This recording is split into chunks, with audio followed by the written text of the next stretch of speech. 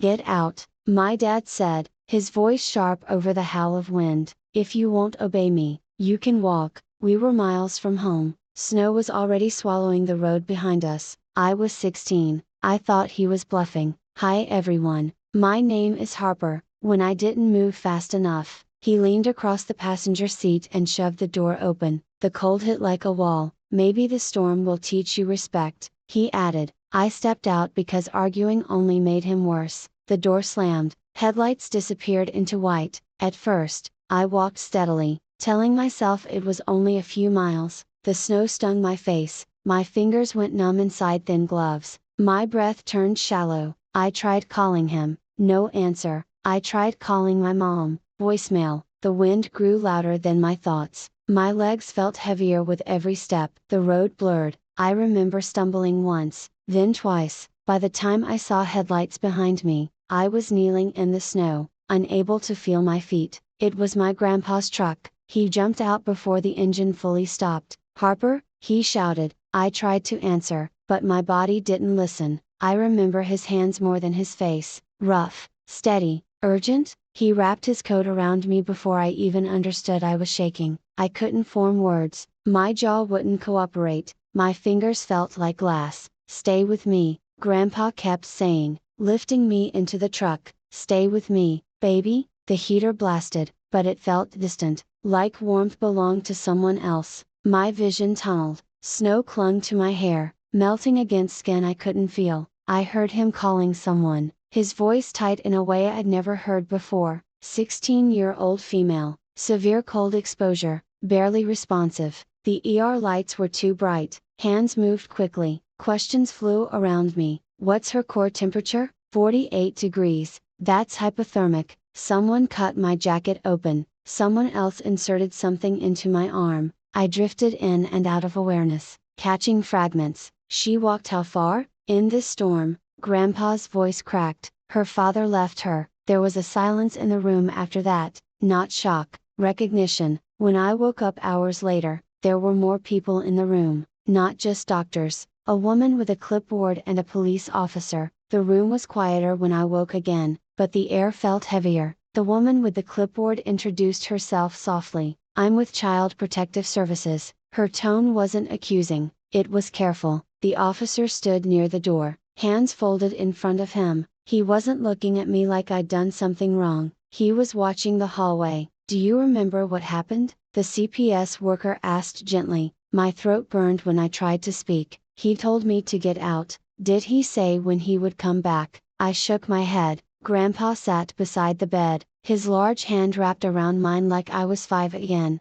I found her halfway down County Road 12, he said, voice steady now, but edged with something sharp, barely conscious. The officer nodded slowly. Your father has been taken into custody, he told me quietly. The words didn't feel real. For what? I whispered. Child endangerment, he replied. The room went silent again, not the uncomfortable kind, the kind that follows a line being crossed. CPS explained that I wouldn't be going home that night, or the next. Grandpa squeezed my hand gently. You're coming with me, he said. For the first time since the storm started, I felt warm. Grandpa's house smelled like cedar and coffee. He carried my overnight bag inside like it weighed nothing, even though I knew he hadn't slept since finding me. CPS had done the paperwork at the hospital. Temporary guardianship, emergency placement, temporary. I sat at his kitchen table wrapped in a blanket while he made soup I couldn't finish. My body still felt foreign, like it had betrayed me by shutting down. He'll call, Grandpa said quietly, not defending,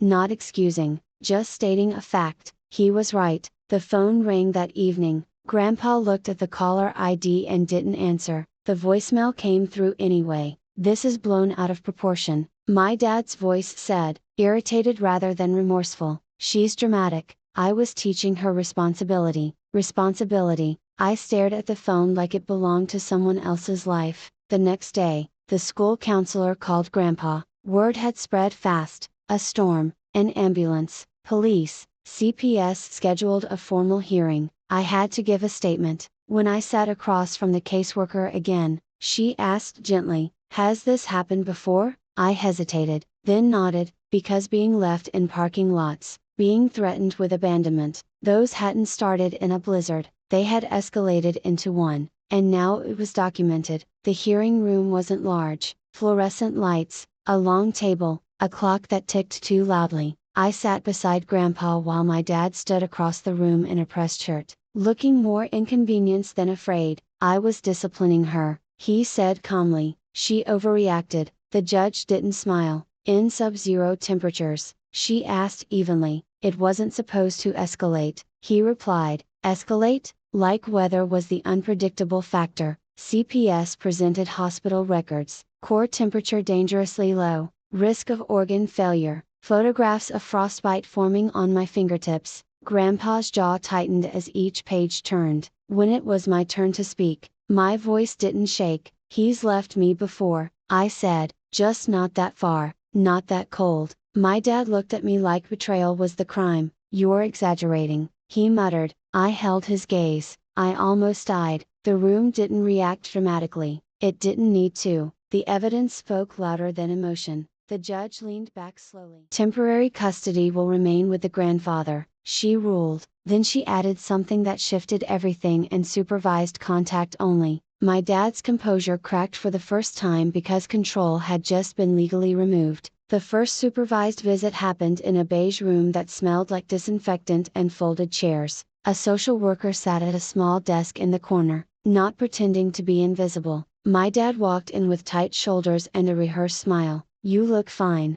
he said immediately, scanning me like proof mattered more than damage. I am, I replied calmly. He leaned forward. You didn't have to make this a legal circus. I didn't answer. The social worker watched quietly, pen poised over paper. I was trying to raise you strong, he continued. The world isn't soft. No, I said evenly, but parents are supposed to be safe. He flinched at that. You're twisting this to punish me, he accused. I looked at the clock on the wall, ticking steadily through his narrative. I told the truth, I said. He exhaled sharply. You've turned everyone against me. No, he had done that alone. The social worker cleared her throat gently. We're here to assess progress, not argue. Progress. He sat back, jaw clenched. For the first time in my life, I wasn't afraid of him, not because he changed, because the system was watching, and he knew it. Winter faded slowly, the snow melted into muddy patches along Grandpa's driveway, and my body healed faster than the memory did. Frostbite receded, the numbness in my fingers disappeared, the nightmares took longer. CPS completed their investigation. There were prior reports, anonymous calls from neighbors, school absences flagged, patterns I thought were normal written down in black ink as concerning. I wasn't dramatic, I was documented. The final hearing arrived in early spring. My dad looked smaller in court this time, not physically, structurally. His confidence no longer filled the room. The prosecutor spoke in measured tones about reckless endangerment, about knowingly exposing a minor to life-threatening conditions. My dad's attorney argued discipline gone wrong. The judge didn't interrupt. When the ruling came, it was steady: probation, mandatory parenting classes, court-ordered counseling, and permanent guardianship transferred to my grandfather. Not temporary, permanent. My dad's head dropped slightly, but he didn't look at me, he looked at the floor. Outside the courthouse, reporters weren't waiting. There was no spectacle, just accountability. Grandpa placed his hand on my shoulder. You're safe, he said. For the first time, that word didn't feel fragile, it felt real. The day the paperwork finalized, Grandpa took me back to County Road 12, not to relive it,